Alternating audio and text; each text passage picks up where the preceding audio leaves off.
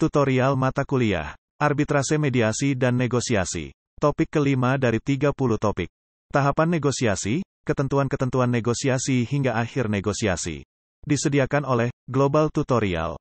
Tahap-tahap negosiasi. Anda perlu menyadari sejak awal bahwa proses negosiasi dapat berlangsung dengan cepat, tetapi tidak jarang juga berlangsung alot dan memakan waktu lama. Agar sebuah negosiasi dapat berjalan dengan efektif dan diselesaikan dalam waktu singkat, diperlukan strategi dan keterampilan tertentu dalam bernegosiasi. Untuk itu, sebagai negosiator, Anda perlu memerhatikan tahap-tahap negosiasi sehingga sasaran negosiasi dapat dicapai secara efektif dan efisien, dalam waktu yang relatif singkat, dengan cara yang tepat sehingga menekan biaya. Tahap-tahap negosiasi yang secara umum sering dilakukan, menurut Raifa adalah sebagai berikut. Tahap persiapan, preparation. Pada tahap ini hal yang penting adalah bertanya kepada diri sendiri, apakah sesungguhnya yang diinginkan dari negosiasi tersebut? Untuk itu, yang harus dilakukan adalah mengenali kepentingan sendiri dahulu, know yourself, sebelum mengenali kepentingan orang lain. Pada tahap persiapan ini perlu pula melakukan kegiatan yang disebut Best Alternative to a Negotiated Agreement, BATNA, atau alternatif terbaik dari hasil yang dapat dicapai melalui negosiasi. Artinya, mengingat tidak mungkin memperoleh semua yang diinginkan, perlu dipersiapkan alternatif atau pilihan maksimal yang mungkin dapat diperoleh. Di samping itu, Anda perlu mengenal lawan, pihak lain, atau mitra bernegosiasi, know your adversaries. Artinya Anda perlu memperkirakan mengenai kepentingan dan atau kebutuhan alternatif mereka.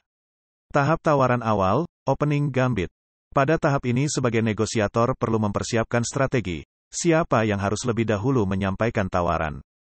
Hal yang perlu diperhatikan adalah melihat kesiapan lawan, yaitu jika perunding tidak siap dan memberi tawaran awal maka ada kemungkinan tawaran pembuka akan mempengaruhi persepsi konsesi yang telah disiapkan oleh lawan. Demikian pula, pada tahap ini disarankan agar mengunci diri terhadap tawaran pihak lawan yang ekstrim. Strategi terbaik terhadap tawaran yang ekstrim ini adalah menghentikan negosiasi sampai mereka memodifikasi tawaran, atau segera mengajukan tawaran balik sebagaimana tawaran yang dimiliki. Jika terdapat dua tawaran yang diajukan, maka tilik di antara dua tawaranlah yang merupakan kesepakatan, titik tengah. Untuk itu, agar diperoleh hasil maksimal sebelum titik tengah diterima sebagai kesepakatan, perlu Anda bandingkan dengan Best Alternative to a Negotiated Agreement Anda. Tahap pemberian konsesi. Pada tahap ini perlu memberikan konsesi yang digantungkan pada konteks negosiasi dan konsesi yang diberikan oleh pihak lawan. Seorang negosiator harus melakukan perhitungan mengenai perlunya agresivitas dan harus bersikap manipulatif. Hal yang harus diperhatikan dalam bertindak agresif adalah seberapa jauh yang diinginkan untuk menjaga hubungan baik dengan pihak lawan, empati terhadap kebutuhan pihak lawan, serta masalah fairness. Dari kesemua ini, kesuksesan negosiator tercermin pada kemampuannya menjaga penawaran pada tingkat yang diinginkan, yaitu Best Alternative to a Negotiated Agreement yang telah disiapkan. Tahap akhir permainan. Pada tahap ini perlu membuat komitmen. Pada saat membuat komitmen, hal ini perlu diikuti dengan tindak lanjut, misalnya segera minta pihak lawan menerima komitmen, yang jika perlu segera dibuat dalam sebuah perjanjian tertulis. Di samping keempat tahap sebagaimana disebutkan di atas, terdapat pendekatan lain yang lebih spesifik mengenai beberapa langkah, situasi dan atau kondisi yang harus dilalui agar sebuah negosiasi dapat berjalan dengan baik dan mencapai tujuan yang telah ditetapkan sebagaimana telah diuraikan. Ketentuan-ketentuan dalam negosiasi. Pembicaraan awal mengenai aturan negosiasi termasuk cara negosiasi akan dilakukan perlu pula ditentukan. Hal itu akan mempengaruhi proses dan hasil negosiasi.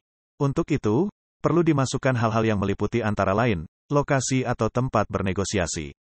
Pada umumnya, negosiator merasa lebih baik untuk mengerjakan segala sesuatu di kantor atau di kotanya sendiri. Mereka mengetahui tempat-tempat tertentu di situ, merasa nyaman dan lebih rileks, juga dapat memiliki akses langsung terhadap semua peralatan, khususnya jika negosiasi diadakan di kantor, seperti tersedianya sekretaris, komputer, penasihat ahli, dan lain-lain. Namun, untuk menghindari keuntungan yang hanya dinikmati oleh salah satu pihak, mereka dapat memilih salah satu tempat yang netral, dan biasanya kurang formal seperti ruang konferensi hotel, ruang terpisah di restoran dan lain-lain. Periode waktu negosiasi. Jika negosiator menilai bahwa negosiasi akan memakan waktu lama dan berlangsung sangat alot, Para perunding perlu menentukan lamanya waktu untuk negosiasi, misalnya kapan mereka harus memulai. Berapa lama pertemuan berlangsung? Kapan perlu dilakukan istirahat, coffee breaks, dan diskusi internal dengan anggota tim? Kapan perundingan harus diakhiri? Pihak lain yang mungkin terlibat dalam negosiasi. Pertanyaan terkait yang harus dijawab adalah, A. Apakah negosiasi hanya untuk para pihak utama, mereka yang bersengketa, saja? B. Apakah salah satu atau kedua pihak akan membawa ahli atau penasihat mereka? Jika ya, apakah peranan dari pihak luar tersebut? C. Apakah satu atau kedua pihak ulama akan diwakili oleh agen yang bernegosiasi untuk mereka? Jika ya, apakah pihak utama akan berada di sana atau agen akan berkonsultasi dengan mereka kemudian? D. Apakah terdapat media atau pers yang ikut terlibat? Jika ya, apakah peranan pengaruh mereka? Apa yang akan dilakukan jika negosiasi gagal? Apakah yang akan dilakukan jika terjadi kemacetan dalam perundingan, deadlock? Apakah akan pergi kepada pihak ketiga yang netral? Mungkinkah dicari teknik negosiasi yang lain? Berbagai pertanyaan di atas perlu diantisipasi lebih dahulu untuk mendapatkan jawaban atau jalan keluar yang dapat memuaskan kedua belah pihak. Sebelum keputusan mengenai hal tersebut dibuat, perlu disampaikan beberapa alternatif pilihan. Di sini dapat digunakan berbagai teknik pendekatan efisiensi ekonomis, misalnya dengan mempertimbangkan perilaku strategis para pihak dan keterbatasan informasi. Masing-masing pilihan dapat didiskusikan terlebih dahulu dengan melihat segi-segi kekuatan dan kelemahannya. Jika diperlukan dapat pula dilakukan analisis SWOT, strength, kekuatan, weakness, kelemahan, opportunity, kesempatan, dan threat, ancaman. Dengan demikian, pada saat satu keputusan telah dibuat, para pihak mengetahui semua konsekuensi yang mungkin timbul atas pilihan tersebut, terutama menyangkut biaya dan hasilnya. Mendefinisikan isi atau persoalan. Langkah pertama yang perlu diperhatikan dalam kaitan dengan perencanaan negosiasi adalah mendefinisikan isu-isu yang akan diatasi. Pada umumnya, suatu negosiasi melibatkan satu atau beberapa isu utama dan beberapa isu sampingan. Sebuah contoh adalah negosiasi jual-beli kapal. Kedua pihak langsung mengetahui bahwa isu utama adalah jenis, spesifikasi, harga, tanggal penjualan, jual-beli, dan saat penggunaan, penyerahan, kapal. Mereka juga segera mengetahui isu-isu sampingan seperti beberapa barang yang akan ditinggal, dan dimasukkan dalam harga kapal, selang yang bocor, dan perlu diperbaiki, dan lain-lain. Menghadapi situasi seperti itu, pembeli dapat minta bantuan penasihat hukum atau perantara, SIPS agen, untuk memberikan sebuah daftar hal lain yang perlu dipertimbangkan, misalnya mengenai pembayaran pajak, pernyataan penulis sebagai penjual, uang deposit untuk hal-hal tak terduga. Dapat disimpulkan bahwa untuk mendefinisikan persoalan yang dihadapi dalam negosiasi dapat dilakukan dengan menyusun beberapa isu. Isu-isu tersebut dapat diperoleh dari sumber-sumber sebagai berikut. 1. Melakukan analisis situasi atas timbulnya konflik. 2. Melalui pengalaman pribadi pihak yang bersengketa. 3. Melakukan penelitian untuk mengumpulkan informasi, dalam kasus di atas, misalnya dengan membaca buku tentang bagaimana cara membeli kapal dan persoalan yang ditimbulkannya, dan 4. Mengkonsultasikan dengan para ahli terkait, seperti ahli hukum, akuntan, agen jual beli kapal, bank, atau teman yang baru saja membeli kapal baru. Penggabungan beberapa isu. Langkah selanjutnya adalah menggabungkan semua isu yang disusun dalam sebuah daftar. Dalam negosiasi, para pihak mungkin menilai bahwa terlalu banyaknya persoalan yang diajukan akan menghambat negosiasi. Meskipun sebenarnya, kesuksesan dalam negosiasi tetap dapat dicapai sepanjang isu-isu tersebut adalah sesuatu yang konkret. Setelah beberapa isu digabungkan, Anda perlu membuat prioritas di antara isu-isu tersebut, melalui 2 tahap sebagai berikut. 1. Menentukan isu mana yang paling penting dan mana yang kurang penting. Tentu saja isu yang penting akan memperoleh perhatian yang lebih utama dalam negosiasi, tetapi tidak selalu harus dibahas terlebih dahulu. Kecuali, apabila keberhasilan negosiasi mengharuskan terjadinya pembahasan isu utama lebih dahulu barulah isu tersebut dibicarakan dan suatu kesepakatan dicapai. 2. Menentukan apakah isu-isu tersebut saling berhubungan atau terpisah. Jika persoalan tersebut saling terpisah, ia mudah saja untuk menambahkan atau menghilangkannya. Tetapi, jika persoalan-persoalan tersebut saling terkait, penyelesaian atas salah satu persoalan akan menyelesaikan lainnya.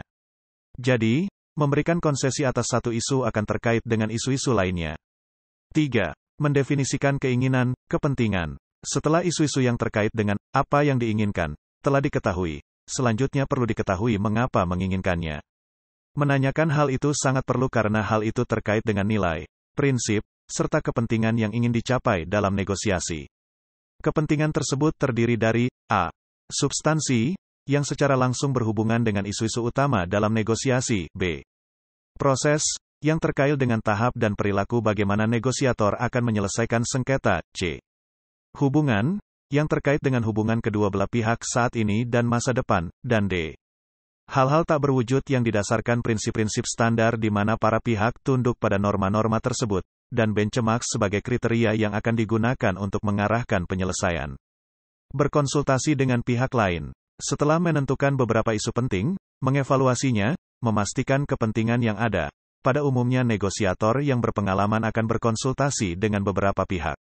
Berkonsultasi dengan yang diwakili, konstituen. Dalam hal negosiator tidak bertindak untuk dirinya sendiri. Ia harus bersedia mengorbankan ego, ambisi, atau kepentingannya sendiri. Artinya seorang perunding yang mewakili sebuah perusahaan, serikat, asosiasi, atau departemen akan berbicara dengan konstituen atau pihak yang diwakilinya, sehingga keprihatinan dan prioritasnya dapat dimasukkan. Sering kali terjadi, konstituen memiliki sejumlah keinginan yang tidak realistis dan sulit dipenuhi. Di sini perunding harus membicarakan dengan mereka lebih dulu tentang apa yang seharusnya dimasukkan dalam agenda perundingan serta harapan yang realistis. Berkonsultasi dengan pihak lainnya. Isu, agenda, dan aturan-aturan dalam bernegosiasi perlu dikonsultasikan dengan pihak-pihak yang terkait dengan seluruh proses negosiasi. Untuk negosiator pemula, konsultasi dengan pihak lainnya mengenai hal-hal tersebut seringkali diabaikan.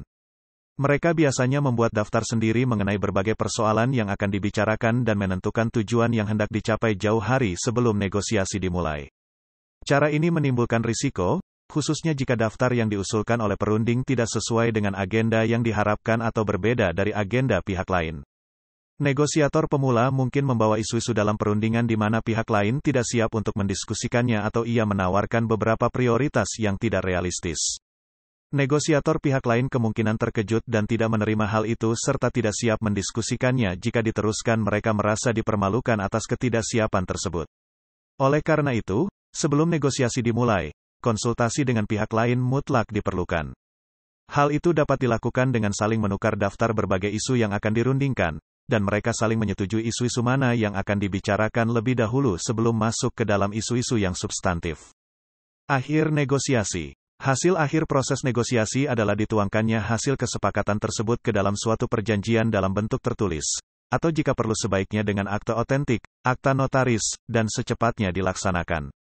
Menunda pelaksanaan hasil kesepakatan bisa mengakibatkan perubahan persepsi para pihak yang terlibat, yang dapat menghancurkan kesepakatan yang telah dicapai dalam negosiasi.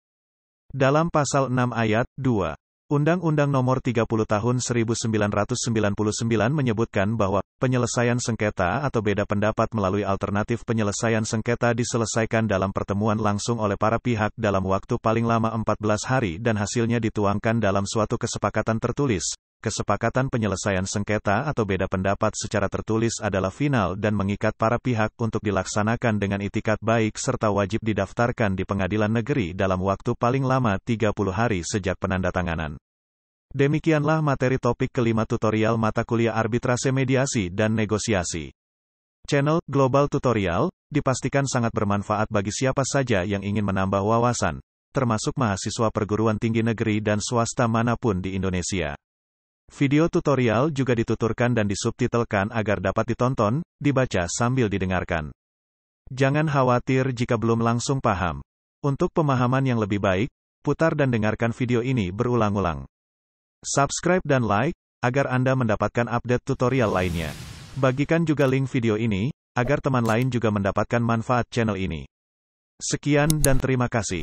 Sampai jumpa.